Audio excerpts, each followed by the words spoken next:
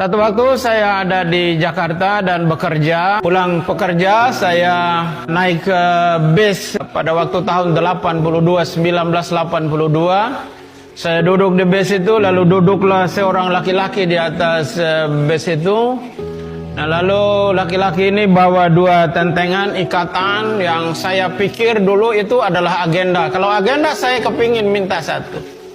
Lalu saya bertanya kepada beliau, apakah Bapak bawa agenda? Dia jawab saya, ini bukan agenda deh, ini kitab sucinya orang Kristen katanya. Lalu saya bertanya lagi, apakah Bapak orang Kristen? Oh, saya bukan orang Kristen deh, kata dia. Nah, kalau Bapak bukan orang Kristen, lalu Bapak siapa? Nggak boleh loh, bukan orang Kristen, bawa-bawa Alkitabnya orang Kristen, haram, saya bilang gitu. Oh, saya ini bukan orang Kristen, tapi saya ini adalah pendetanya orang Kristen. Oh, apa perbedaan pendeta dengan orang Kristen? Saya tanya di dalam bis itu. Lalu dia menjawab saya, perbedaannya orang Kristen itu adalah, pendeta dengan orang Kristen adalah, pendeta itu sudah 90% melakukan firman Tuhan, sementara orang Kristen baru 25% melakukan firman Tuhan, kata beliau. Jadi akhirnya dari pembicaraan itu, lalu dia bertanya kepada saya, adek agamanya apa? Saya bilang saya Muslim.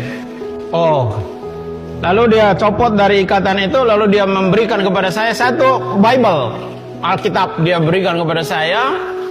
Lalu dia turun, kami berpisah. Sejak dari peristiwa itu saya tidak lagi ketemu dengan beliau. Saya tidak tahu namanya siapa, dari gereja mana, organisasi apa, saya nggak tahu. Akhirnya saya bawa Alkitab itu pulang ke rumah. Nah, lalu beberapa 2 minggu sesudah saya Alkitab itu ada di rumah, saya ingin mempelajari ini Alkitab, apa isinya kitabnya orang Kristen. Sesudah sholat isya saya deret ada Al-Quran saya, ada hadis Nabi beberapa hadis, lalu ada Alkitab yang belum pernah saya baca.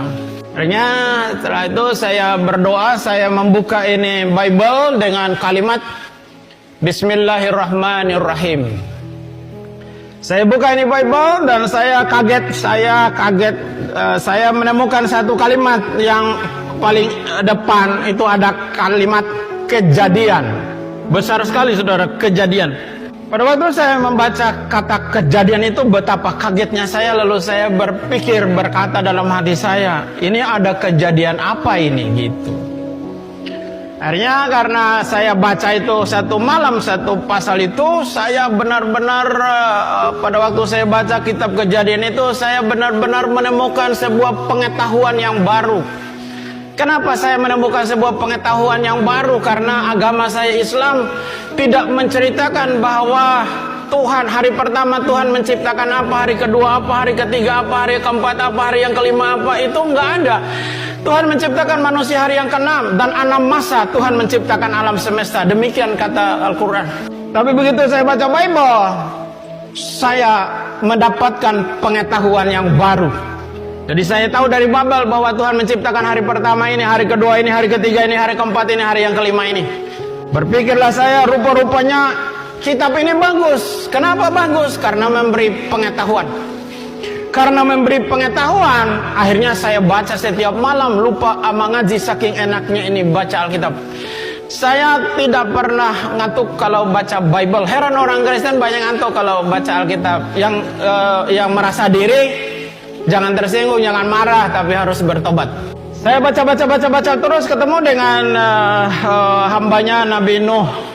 40 hari 40 malam datangnya hujan, badai dan banjir, manusia dan binatang mati. Sama kisahnya.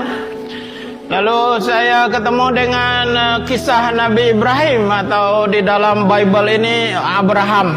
Dan Abraham mempersembahkan, dalam Bible ini Abraham mempersembahkan anaknya Ishak. Sementara di dalam Al-Quran tidak dijelaskan bahwa Tuhan Abraham atau Nabi Ibrahim mempersembahkan anaknya, tetapi disebut anaknya yang tunggal. Saat itulah saya berpikir, kok berbeda ini yang dikorbankan. Satu tidak dijelaskan, yang Bible dijelaskan. Anakmu yang tunggal yang bernama Ishak. Tapi saya berpikir, dua agama ini salah. Kalau salah yang dikorbankannya berarti ada satu yang benar. Mana yang benar? Itu saya cari. Lalu saya berdoa kepada Tuhan, Tuhan berikan kepada hikmat mana yang benar di antara dua kitab suci ini dan mana yang benar di antara dua agama ini, karena ini adalah dasar. Kalau dasar, pondasi rumah yang kita bangun dasarnya salah, ke atasnya pasti salah. Kalau dasar iman itu salah, ke atasnya juga pasti salah. Saya tidak pernah membaca Bible ini secara acak, saya baca secara berseri. Baca tahun pertama saya baca, tahun kedua saya baca, tahun ketiga saya baca, tahun keempat selesai perjanjian lama. Nah lalu tahun berikutnya saya baca perjanjian baru. Di dalam kitab Matius saya baca Matius. Dan saya menemukan sebuah kalimat yang sangat luar biasa di dalam perkataan Yesus Kristus di dalam Injil ini. Dia berkata, kalau kamu ditampa pipi yang kanan, kasih juga yang kiri. Berdoalah untuk musuhmu, berkatilah untuk orang-orang yang menganiaya kamu. Ini adalah ajaran yang paling mulia. Tidak ada ajaran, terlebih-lebih agama saya yang lama tidak ada mengajarkan perkara yang seperti itu. Tapi begitu saya baca Bible, saya menemukan ajaran yang sangat-sangat mulia. Tidak ada seperti itu. Itu semua ada di dalam Bible dan itu perkataan Yesus Kristus. Saya terus membacanya. Saya membaca satu kalimat yang sangat-sangat luar biasa. Kalimat itu berbunyi demikian. Perkataan Yesus Kristus, kepadaku telah diberikan segala kuasa di langit dan di bumi. Jadi Yesus Kristus itu berkuasa di langit dan di bumi. Saya kembali buka, saya punya kitab Al-Quran dan saya membuka di dalam surat 3 Ali Imran ayat yang ke-45. Allah Subhanahu wa Ta'ala berfirman kepada hambanya Nabi Muhammad di dalam Ali Imran 3 ayat yang ke-45. Demikian, Isabnu Maryama wajiham fid dunya wal akhirah. Apa artinya? Sesungguhnya Isa anak Maryam atau Yesus Kristus putra Maryam, dialah yang terbesar di dunia dan di akhirat. Saya menggabungkan antara surat Ali Imran 3:45 dengan Matius pasal yang ke-28 ayat yang ke-18.